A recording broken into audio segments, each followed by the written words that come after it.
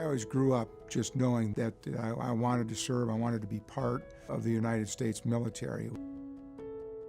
My father was a tech sergeant in the Army Air Corps during World War II, flew in B-25s. So I grew up very much in a military environment, heavily influenced by my uncle, who, General Andrews, ended up as the Adjutant General of Michigan, and very proud to have followed in his footsteps years later. Ended up enlisting in 1970 into the Army National Guard. And Greg just has that loyalty to family, to country, love of the military. So the military's just always sort of been a part of his life, and he is as dedicated to it and to this country as anybody I've ever known. Maybe my dad is right up there with him. You think about the good things, and I would tell you that first and foremost are the great people at all levels that I had the privilege of serving with. He has compassion for everybody, and he cares about people and their families, and he would go to whoever he needed to and start pleading his case that we got families out there of deployed soldiers that need help, and he'd get the resources that we needed, and we would take care of the family members. General Vadnais was a great choice to become our TAG for a couple key reasons.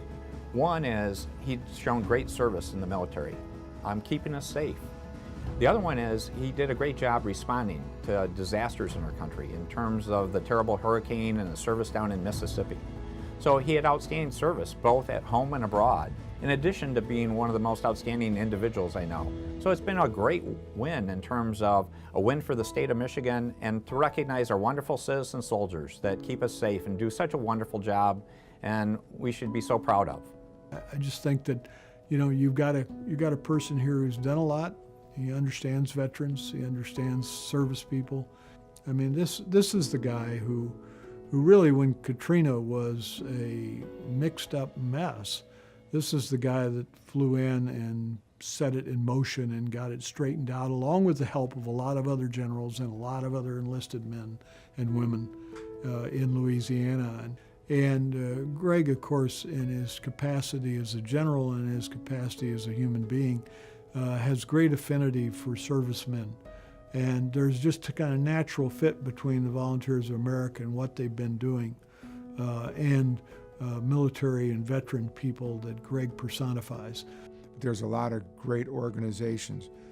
Volunteers of America is a great example of an organization that's out there each and every day just trying to help those veterans that maybe have challenges. When we choose a vet like General Vadnais, a man of distinguished lifelong service, we show the entire purpose of what we're trying to do as an organization for veterans in Michigan. It both advocates for and it celebrates the cause and distilled in one person's life.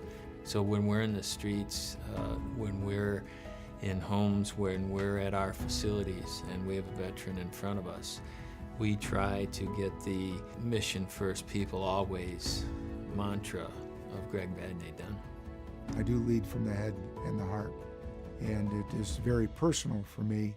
I take the responsibility not only as a leader, that those families that entrust, their loved ones to the decisions that I make. I think about that. I don't take that lightly. We are mission focused. What is the mission? And we are a peoples-based force. I hug my guys, I hug them all, and I do love them, and they know that. I don't take for granted they are not a piece of equipment, they are not a tool, they are human beings, they are part of my Guard family, and that's the way they're treated.